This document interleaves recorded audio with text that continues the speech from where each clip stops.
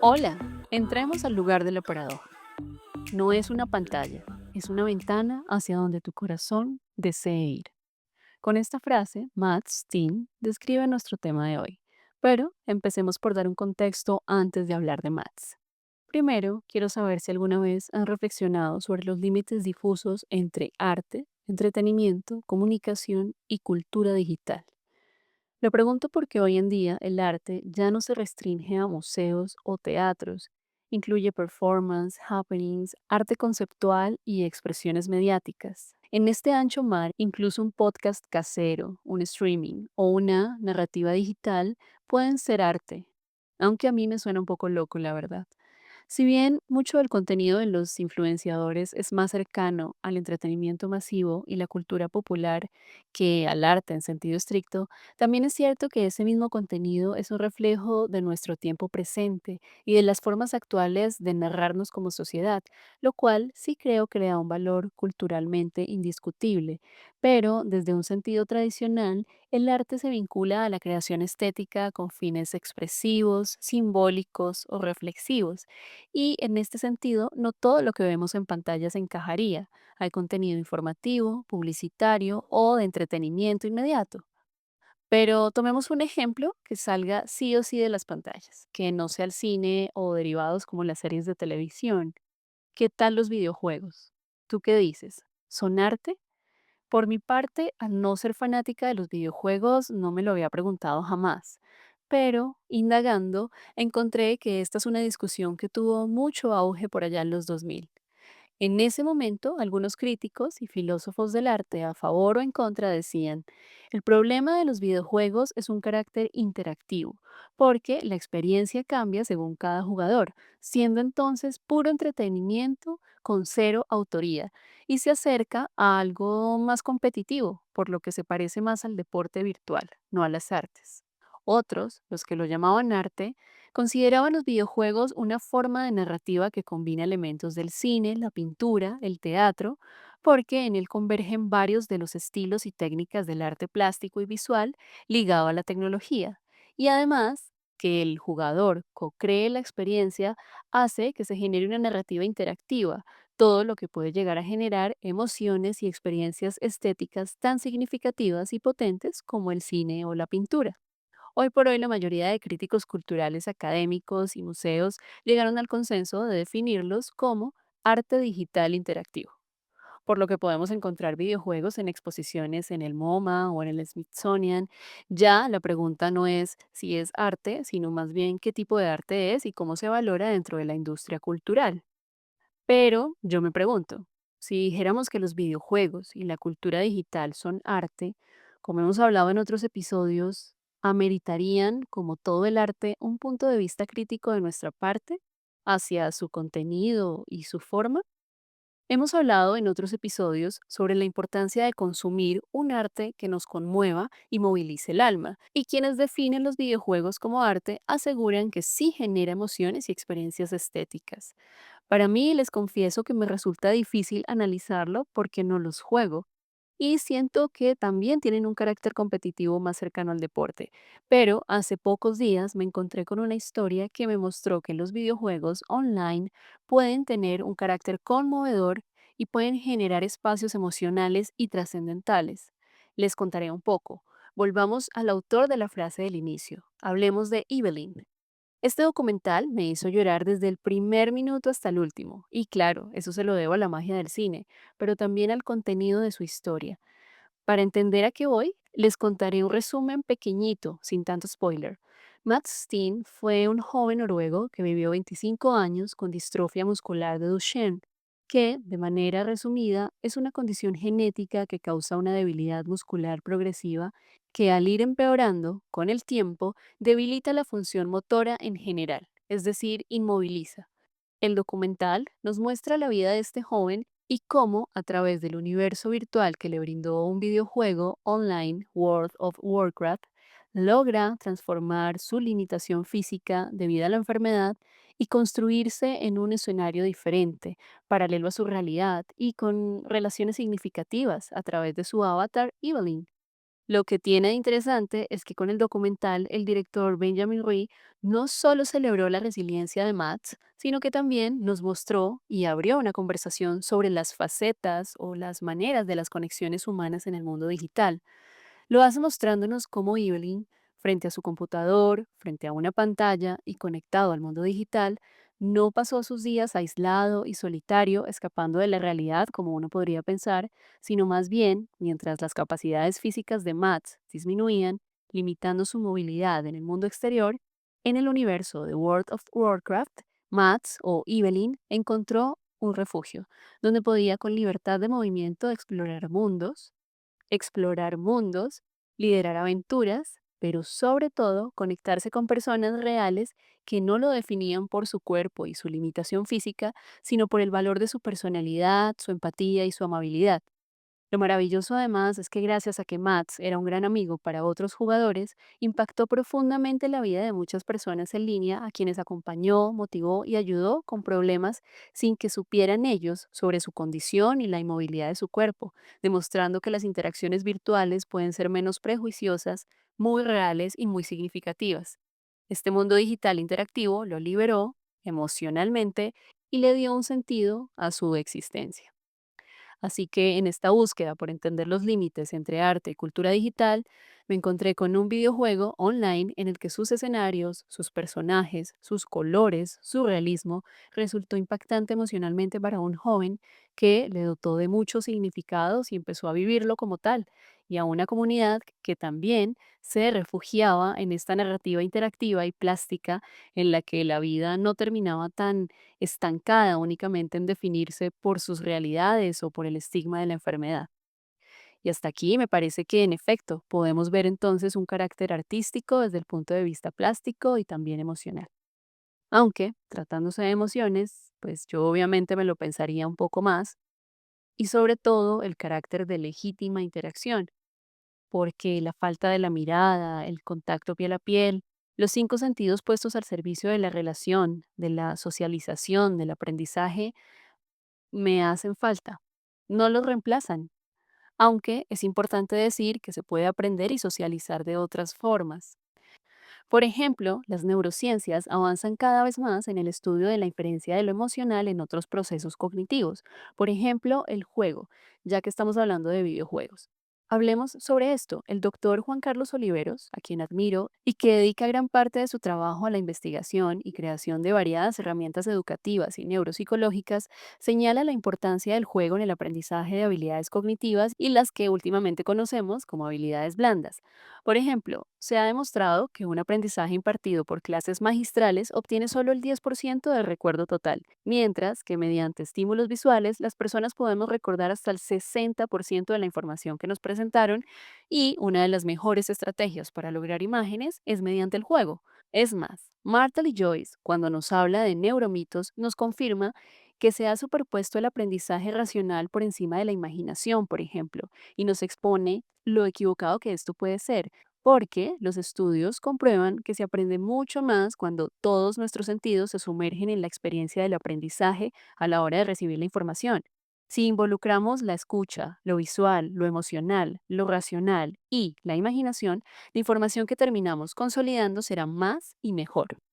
El juego nos ayuda a engranar todas estas, porque es una experiencia.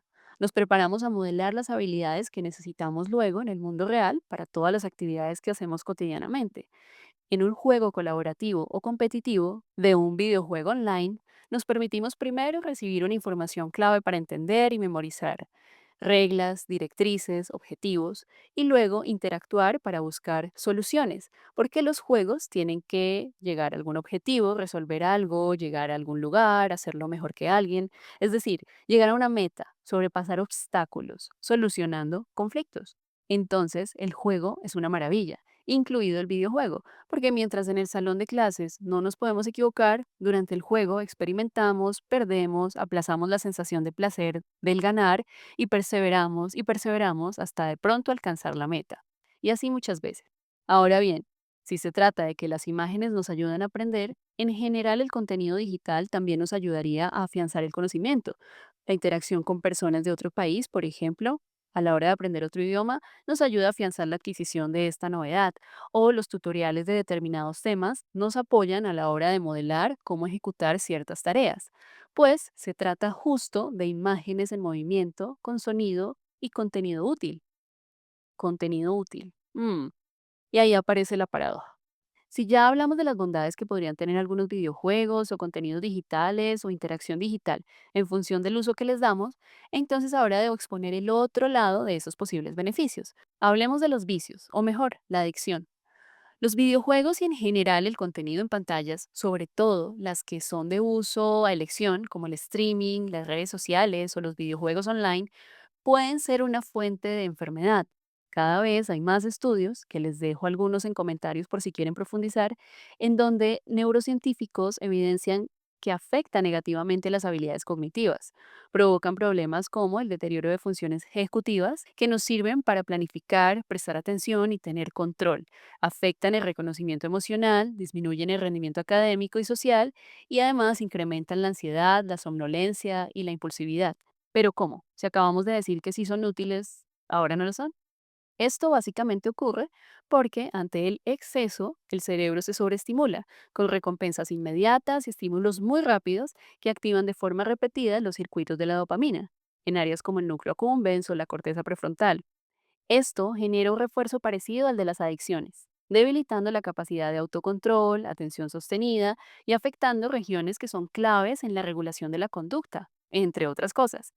Es decir, terminamos con un cerebro que se pone en modo estímulo rápido, dificultando concentrarnos en tareas más lentas y más complejas, como leer, estudiar o resolver problemas a largo plazo, porque hemos escuchado el que pereza leer todo el libro o tener que estudiar tanto cuando solo necesito saber un datico. Entonces es cuando podemos reconocer que los excesos frente a las pantallas sí nos deterioran en nuestra conducta y en muchos sentidos, debido a cómo se presentan, a que nos enganchan como droga, a que sus colores, velocidad, movimientos, sonidos son llamativos y adictivos. Entonces, sí, podrían ser beneficiosos, pero igual todo en la justa medida. Ahora, este impacto adictivo, para el cual no estamos preparados, pero como cualquier vicio creemos que sí, pero no, es solo una parte, la forma en que se presenta, pero ¿y el contenido? Como decía hace un rato, si es un contenido útil, porque son varios los aspectos que estos investigadores estudian y también han expuesto en relación con lo que vemos, por ejemplo, la reducción de la empatía que lleva a la desensibilización de la violencia, lo que no es un asunto menor. Si bien no hay consenso aún o resultados muy determinantes, matar a otros jugadores, exponerse a imágenes sangrientas o padecer de bullying digital o ser engañados por adultos malintencionados que pretenden ser otros niños y jugadores al otro lado de la pantalla nos lleva directamente a peligros reales, inminentes, tangibles, y también a la normalización de la violencia que vemos hoy. La cultura digital, en plataformas de video en general, cada vez más se llena de contenidos en los que las personas, por dinero, patrocinio, regalos o falsos y efímeros vínculos, o sea, likes, terminan exponiendo datos y rutinas específicas que les ponen en peligro o conductas que les autovulneran, lo cual se contradice con saber socializar, justo para lo que decíamos que funcionaba, aprender a socializar. Porque el principio básico es saber leer las situaciones de las interacciones con otros para detectar vínculos, peligro, miedo, tristeza, emociones, intencionalidad del otro para conmigo y viceversa. Pero entonces no está siendo tan así. Esta interacción digital no parece que la tengamos tan clara. Los padres, sin darse cuenta, pueden brindar, por un lado, datos e imágenes que facilitan delitos como la identidad digital robada o el secuestro digital, que se refiere a depredadores que se apropian de tus imágenes y las difunden en lugares inapropiados y te sorprenderá saber que al menos el 50% de imágenes de sitios pedófilos provienen de redes sociales y de fotografías comunes y silvestres. Por otro lado, los padres también permiten o incentivan, en el peor de los casos, a los niños a crear contenido. Y allí el dato es que, según las estadísticas de las redes sociales, estos canales abiertos tienen como suscriptores y espectadores un mínimo del 30% en adultos solteros mayores de 35 años.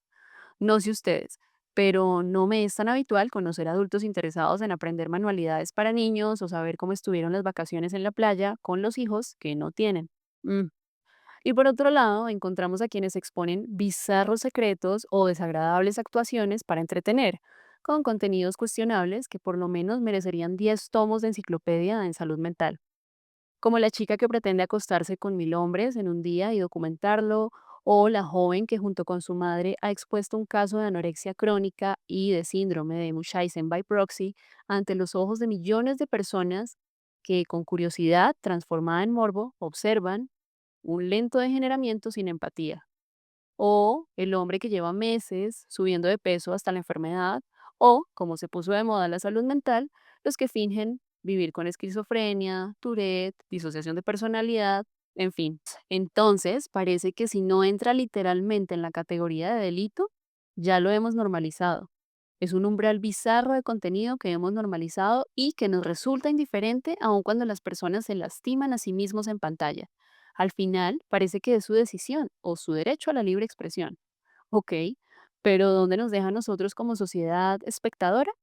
Es que los lugares oscuros de las redes sociales son interminables y nombré solo algunos ejemplos porque son famosos, porque no quiero perturbarme más encontrando otros contenidos que más allá de que yo pueda decir, oh, son aberrantes o pretendo señalarlos con el dedo y criticar, en verdad lo que pasa es que me preocupan sobremanera, porque exponen la enfermedad mental de quienes en un vínculo muy insano crean el contenido y quienes están dispuestos a dar lo que sea por observarlo. Y el asunto es, ¿por qué? ¿Para qué? ¿Qué nos falta que terminamos en esa dinámica? ¿Cómo pasamos del uso de un recurso que puede tener sus beneficios a un uso de la tecnología y su virtualidad que más que herramienta parece una trampa? Y ustedes me dirán, ay, qué exagerada. Te has traído los ejemplos más extremos. ¿Qué contenido es ese? Pues te sorprenderías también de saber la cantidad de niños que ven estos contenidos sin supervisión porque el algoritmo poco a poco los va llevando hasta allá. Sin mencionar que ya existen apps como Grok que ofrecen novias virtuales anime, que confunden a adultos y a niños con respuestas y estéticas predeterminadas de falso amor y sexualidad. Y en este marullo de contenido enfermizo y que banaliza la enfermedad real, ya se me enredó la pregunta por el arte de la cultura digital. ¿A ustedes no? Desde mi punto de vista, la sola supervisión del contenido nos arroja a una desobligante solución, pues, aunque requiere energía y planeación, no necesariamente la presencia y comprensión. Tanto niños como adultos requerimos comprender las necesidades que tenemos que nos llevan a engancharnos con esta cultura peligrosa y no con la beneficiosa. En el caso de Evelyn, su búsqueda y su afortunado encuentro con otras personas a través de lo digital fue una gran fortuna, pues encontró personas que honestamente también pretendían lo mismo, y esto les brindó conectar y forjar vínculos fuertes y sanos. También el uso de estas herramientas pensadas y diseñadas con el fin de aportar y educar, desde la IA en educación, en salud, la que aporta y optimiza procesos, las conexiones que acortan distancias y conocimientos, esa cultura digital también puede ser un gran recurso, pero la búsqueda de vínculos de socialización en estos escenarios por parte de un niño o un adulto bajo circunstancias aparentemente ordinarias podría estar enmascarando algo más y poner en peligro su salud mental. Así que, más que supervisar, creo que requerimos reflexionar. Si es adictivo, ¿por qué creemos que podemos controlarlo? Antes de compartir o elegir qué ver, hay que reconocer intereses ocultos detrás de ciertos contenidos. Hay que evaluar la fiabilidad de lo que vemos en línea. Hay que entender si estamos buscando sumarle a lo que ya hemos gestado en nuestra propia vida real e interacción con otros, encontrándole un sentido a la vida, o si estamos buscando suplir carencias cayendo en la adicción. Igual que el cine o el teatro, la cadena de artistas que trabaja para sacar el producto final de un videojuego o las personas que crean contenidos valiosos dan cuenta de su técnica, de su compromiso con un producto artístico tal vez o de informativo, que en efecto logra crear universos con impactos emocionales importantes y hacen uso de la tecnología para entregarnos algo estético o útil. Pero igual que en el arte en general, pregúntate, ¿qué consumes? ¿Cómo lo consumes? ¿Con qué frecuencia? ¿Con qué estándar? ¿Con quiénes lo consumes? ¿Y buscando qué? Creo que por ahora me quedo con la parte metafórica, pero también con la literalidad de la frase de Mats. No es una pantalla, es una ventana hacia donde tu corazón desee ir.